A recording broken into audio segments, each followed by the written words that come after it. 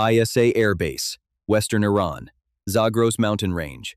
3 in the morning. 340 operators from the 75th Ranger Regiment were moving through absolute darkness across the rugged mountain terrain surrounding Eagle 44, Iran's most classified military installation. Eagle 44 was not a conventional airbase.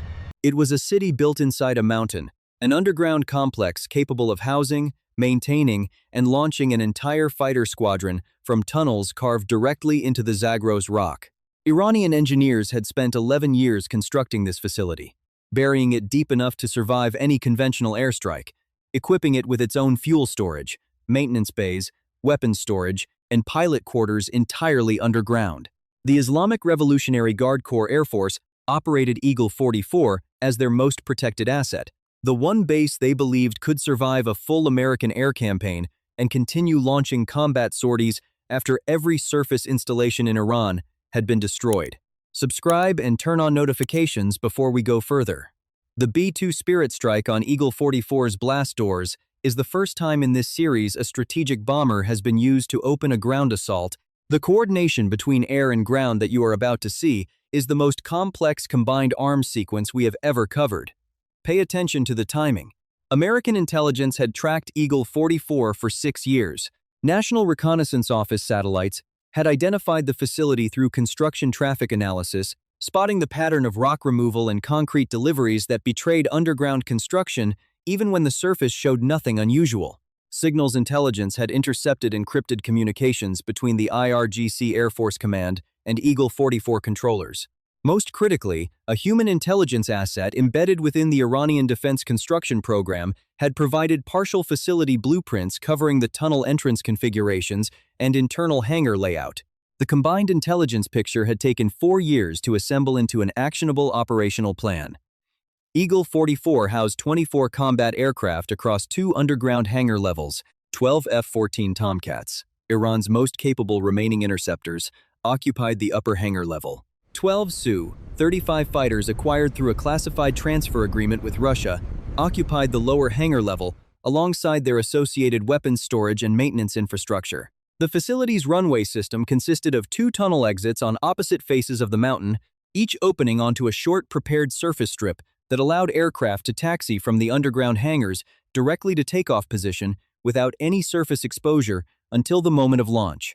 This design made the aircraft inside invisible to satellite reconnaissance until they were already airborne. The operational implications were severe. Eagle 44 could theoretically launch 24 combat sorties against American naval assets in the Persian Gulf or American forces throughout the region, even after a comprehensive air campaign had destroyed every other Iranian airbase. Eliminating Eagle 44 from the air was not possible without knowing the precise depth and location of the hangar levels.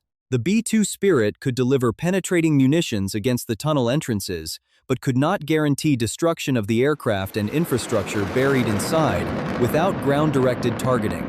The mission required operators on the ground to designate precise targets inside the facility for follow-on B-2 strikes, while simultaneously destroying what the bombs could not reach. Eagle 44 occupied the interior of a mountain ridge, 340 meters high, and approximately 800 meters wide at its base. The facility was organized across 3 levels connected by internal elevator systems and emergency stairwells.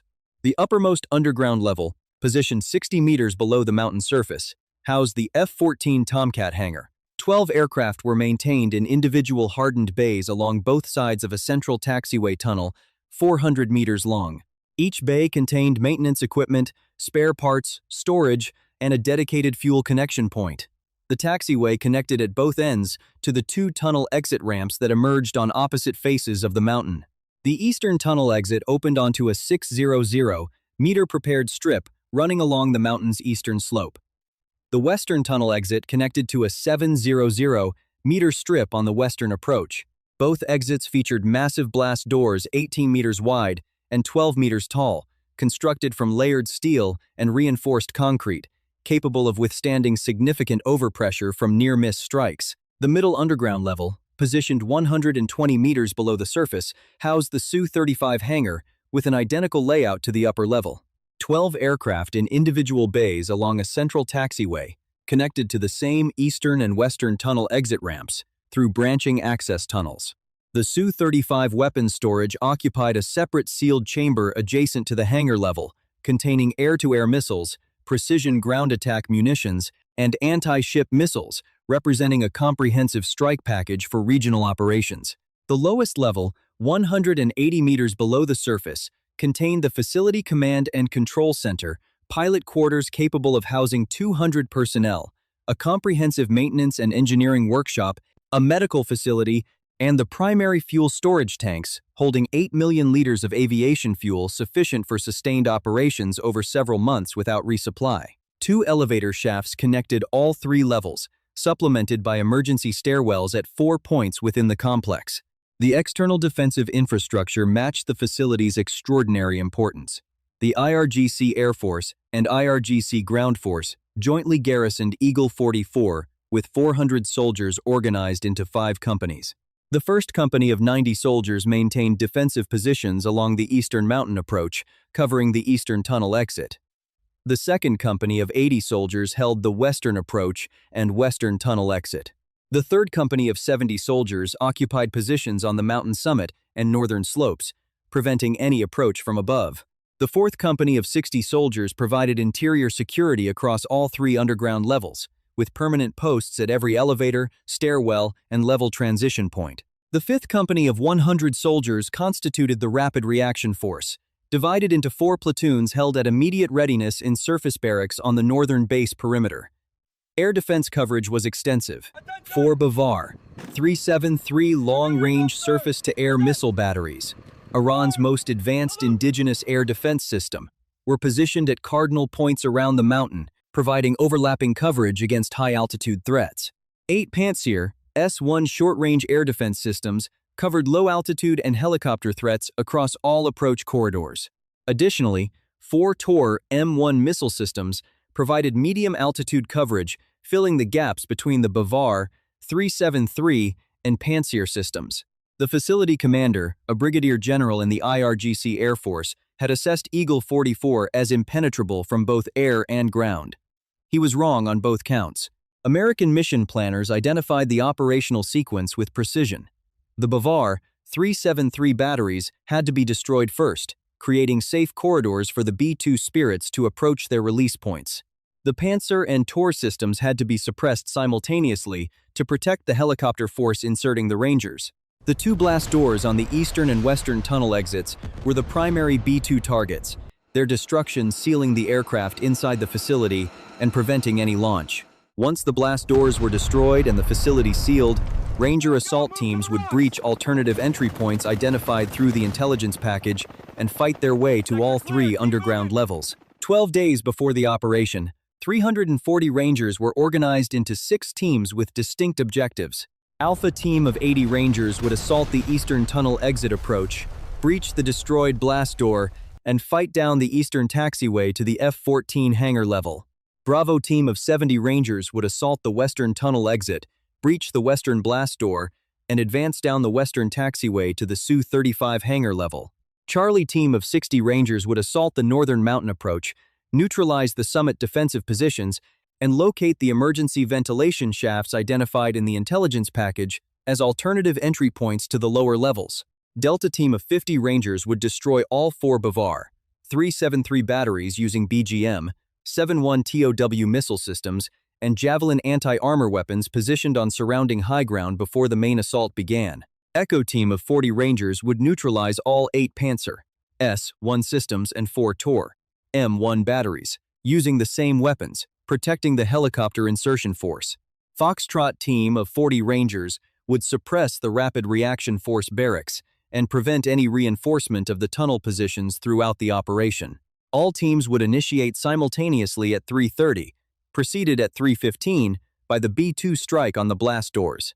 The B-2 Spirits, carrying GBU 57 massive ordnance penetrators, would hit both blast doors simultaneously, destroying or severely damaging them and sealing the tunnel exits permanently. 10 days before the operation, the assault force had moved by ground convoy from forward staging areas in Iraq and Kuwait to concealed positions in the mountains 25 kilometers from Eagle 44. 8 MH, 60M Black Hawks, and 4 CH-47 Chinooks had pre-positioned at 2 concealed landing zones 14 kilometers from the facility. 6. AH-6 4E Apache Guardians held at a forward arming and refueling point 20 kilometers out. 2 AC-130J Ghost Rider gunships orbited at altitude 30 kilometers from the target, their sensor packages already tracking defensive positions across the mountain. 4 A-10C Thunderbolt II aircraft held on ground alert at a forward base in western Iraq, 12 minutes flight time from Eagle 44. 2 B-2A Spirit bombers had departed Whiteman Air Force Base 32 hours earlier, flying the long transoceanic route to their release points over western Iran. 4 EA-18G Growler electronic warfare aircraft from the USS Gerald R. Ford Carrier Strike Group in the Persian Gulf orbited at altitude, ready to jam all Iranian air defense radar and communications across western Iran the moment the operation initiated. On the morning of the operation, all 6 teams departed their concealed positions at 1 and began moving toward their assigned positions. Alpha Team pushed toward the eastern mountain approach. Bravo Team moved toward the western approach. Charlie Team climbed toward the northern summit positions. Delta and Echo teams moved to elevated firing positions overlooking the Bavar, 373, Pantsir, and Tor battery locations. Foxtrot Team positioned itself overlooking the northern barracks complex.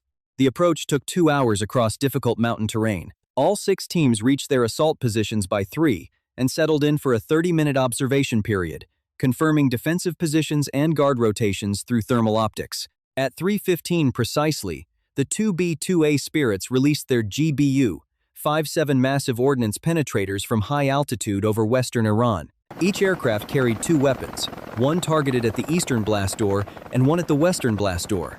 The 4 13,600-kilogram penetrating bombs fell for 47 seconds before impact. The eastern blast door took a direct hit, the penetrating warhead driving through the outer concrete and steel layers before detonating inside the door structure. The explosion collapsed the door inward, sending thousands of tons of twisted steel and shattered concrete down the eastern taxiway. The western blast door absorbed 2 near-simultaneous impacts as both penetrators struck within meters of each other, a targeting solution that shattered the door completely and sent debris 200 meters into the western taxiway tunnel. Inside the F-14 hangar level, the shockwave from the eastern door collapse propagated down the taxiway, damaging 3 aircraft at the eastern end of the hangar and throwing maintenance personnel off their feet.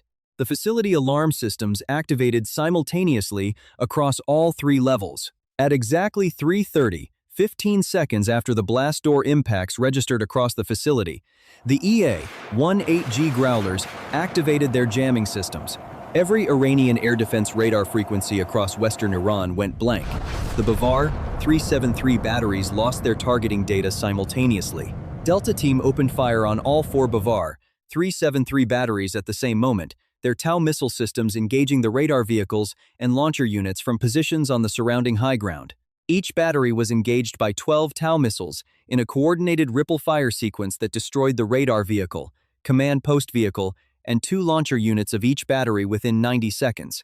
All 4 Bavar 373 batteries were destroyed before any could acquire a target through the jamming environment. Echo Team engaged all 8 Pantsir, S-1 systems and 4 Tor, M1 batteries simultaneously, their Javelin missiles tracking the heat signatures of the radar and launcher vehicles. The shorter-range systems were destroyed in a coordinated 2-minute engagement that swept every low and medium-altitude air defense position around the mountain. With all air defenses eliminated, the 6 Apache gunships crossed the mountain perimeter from 3 directions and immediately engaged the surface defensive positions. The Apaches targeted the 1st, 2nd, and 3rd Company fighting positions with Hellfire missiles and 30mm cannon fire, systematically destroying prepared positions and crew-served weapons across the eastern, western, and northern mountain approaches. The 2 AC-130J Ghost Riders, now cleared to operate without air defense threat, descended to their operational altitude and began engaging surface targets with precision 30mm and 105mm fire, their sensor operators tracking individual defensive positions and engaging them with devastating accuracy. The 4 A-10C Thunderbolts arrived from their forward base 12 minutes after the operation initiated.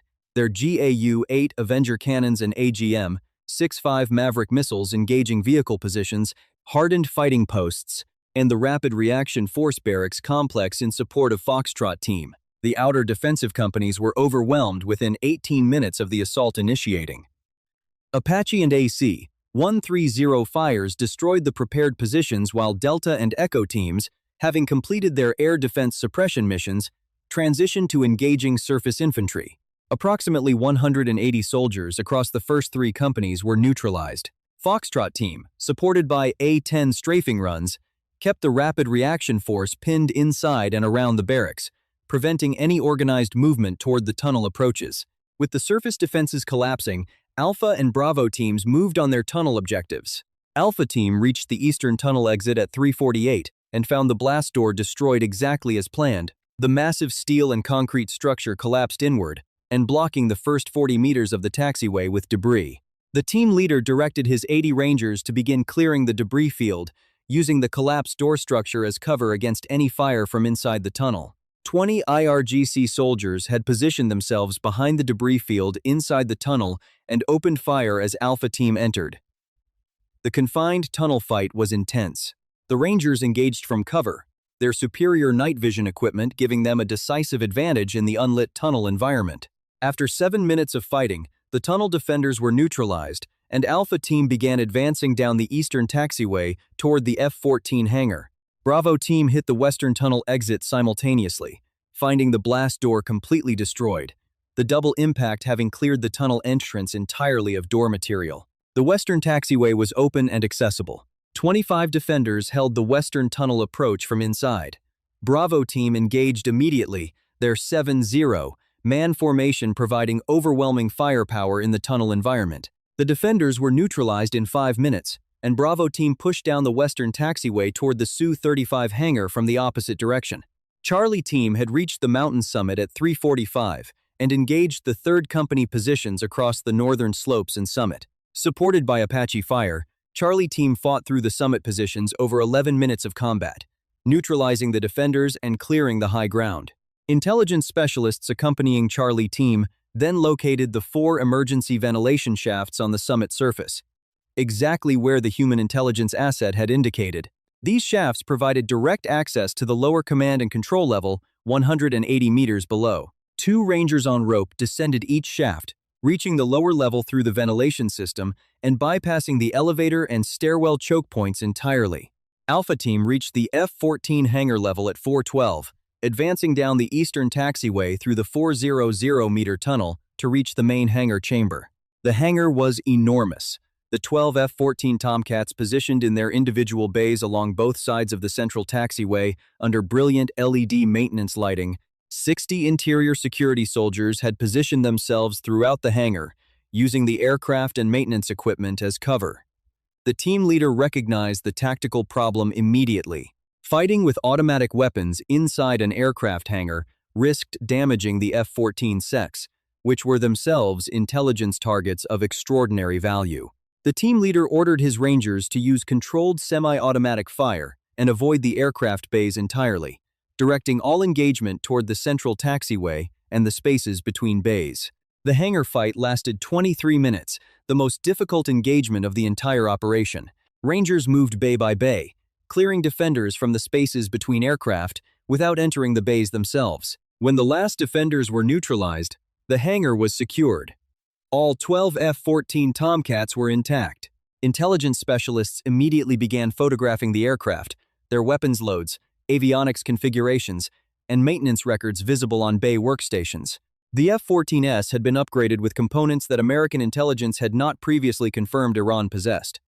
The intelligence value of the hangar documentation was immediately assessed as exceptional. Meanwhile, Bravo team had reached the Su-35 hangar level from the western taxiway at 4:18, entering the lower hangar chamber from the opposite end. The Su-35 hangar was configured identically to the F-14 level above. 12 aircraft in individual bays under maintenance lighting.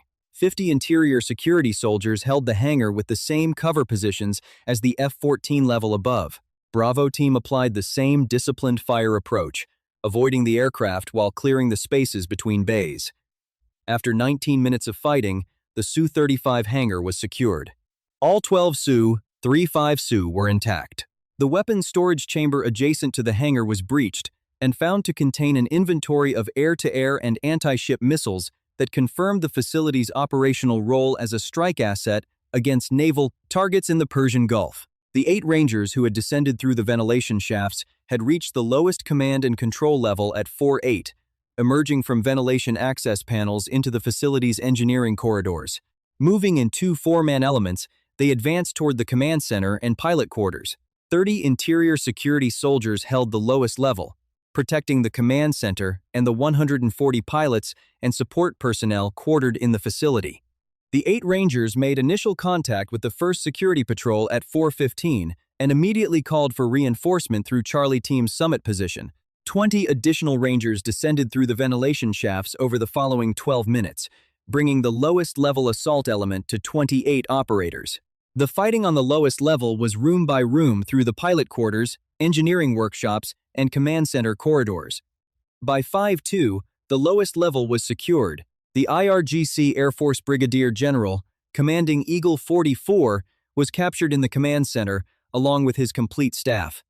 140 pilots and support personnel surrendered in their quarters. The command center's communications infrastructure and operational planning systems were seized intact, providing a comprehensive picture of Eagle 44's mission assignments and the broader IRGC Air Force operational plan for regional conflict. By 5:15, all objectives across all 3 levels were under Ranger control. Alpha Team held the F-14 hangar. Bravo Team controlled the Su-35 hangar and weapons storage. The combined Charlie and ventilation shaft element held the lowest command level. Delta and Echo teams maintained perimeter positions. Foxtrot Team held the barracks perimeter with A-10 support overhead.